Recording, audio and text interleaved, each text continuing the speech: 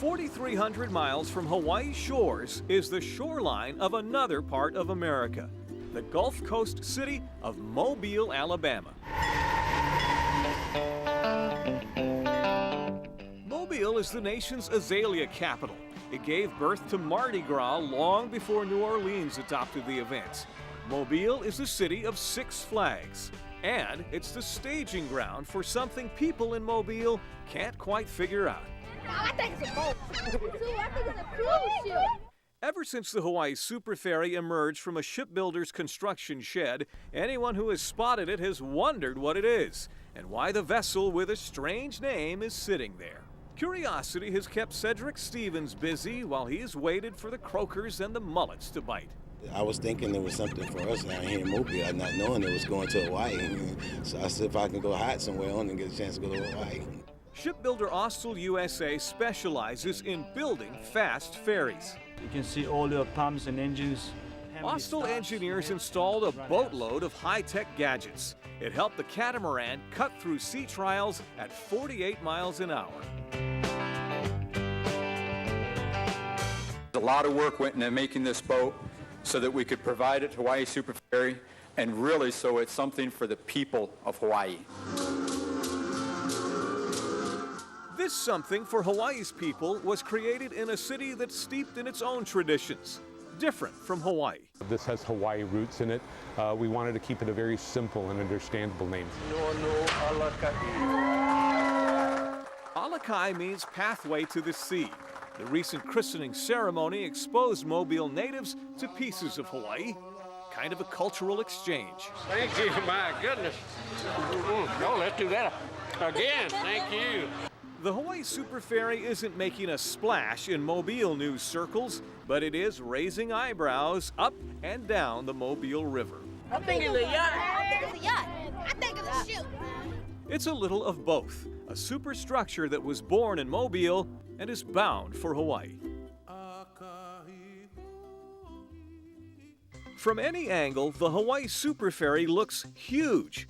At 4 stories tall and longer than a football field, it's the largest aluminum vessel ever built in the United States.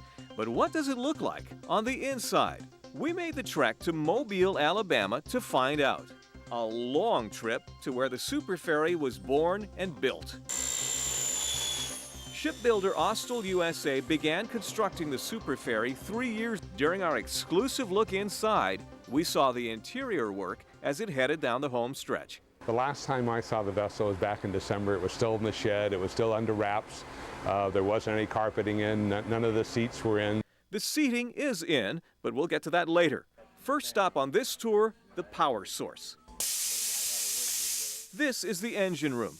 The Superferry gets its oomph from 4 20-cylinder engines that pump out 44,000 bits of horsepower. Tested in the Gulf of Mexico, that pushed the double-hulled vessel to upwards of 45 miles an hour. The ocean was quite smooth in the Gulf when we did it, so we had a feeling that we were sitting still, even at 42 knots. If there is engine trouble, engineers say the ferry won't be dead in the water, even cut down to 1 engine. Plus, there are 4 emergency generators in case of a short circuit. The Superferry is propelled by water jets. They suck in seawater and spit it out.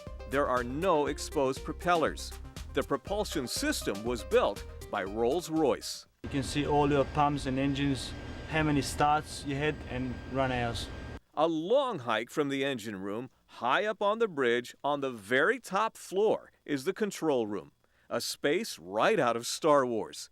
It's a maze of levers and buttons, switches and controls. The captain and first mate have an array of tools within easy reach. These are emergency stops for the main engines and auxiliary engines. Ned Reddick is Austal's chief electrical engineer. He installed much of the equipment. Remote controls can open and close fuel valves, they can fire up the engines, and initiate just about every emergency procedure, all at the touch of a button or the click of a mouse. Every function is monitored on a bank of computer screens. Superferry's whale avoidance plan has the vessel changing course when whales are within 500 yards. During whale season, spotters will man monitoring stations on either side of the bridge.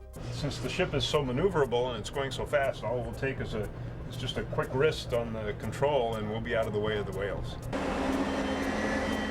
A couple of levels below the bridge is the parking garage. It's the hub of Hawaii Superferry's roll-on, roll-off operation. The space is immense. Here, cars will drive in one way and then turn around to face the rear for quick offloading. When we were there, workers were tying up loose ends and installing fences that separate sections. If every stall is taken, the ferry can pack in 282 cars.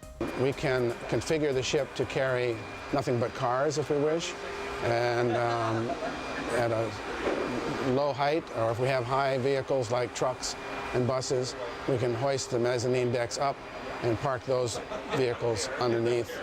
Above the parking area is the passenger deck, the crown jewel of the Superferry experience. Really what we were going for was trying to bring the experience of being on the sea inside the ship. The carpets are customized to ocean themes, kind of like you're walking on water. And every section of the vessel is unique in color and feel. We've spent a lot of time and money in the design, and I think it really comes through. I mean, this is very unique compared to what you'll find in ferries elsewhere in the world. Remember the seats? Well, here they are. High-back recliners are all over this deck, and every chair has a clear view of one of the big screen televisions that seem to be mounted wherever you look. We've wired the ship for live TV, so we'll be able to cover the Warrior Games. We're going to be able to show movies, do those types of things. In the forward section is the Hahalua Lounge. Designers say this is the most elegant spot on board. People aren't bound by any seat belts. They've got a tremendous view out front. They can walk all through the vessel. Superferry architects were careful with sight lines. They raised the cafe-style center section so passengers seated here can see the sea while they drink or dine. The poke, we're going to be having manapuas, some of those type of finger foods, as well as sandwiches, cold sandwiches. We're looking at things such as Kalua pig nachos, Kalua pig quesadillas. I really saw things changing in January when it really came out of the shed. The bow of the vessel just kind of emerged. People saw it. This vessel will be seen as something that will be leading the path of travel within the islands. Up to now, you have seen the Hawaii Superferry from the outside only. Now you know how the vessel looks on the inside too.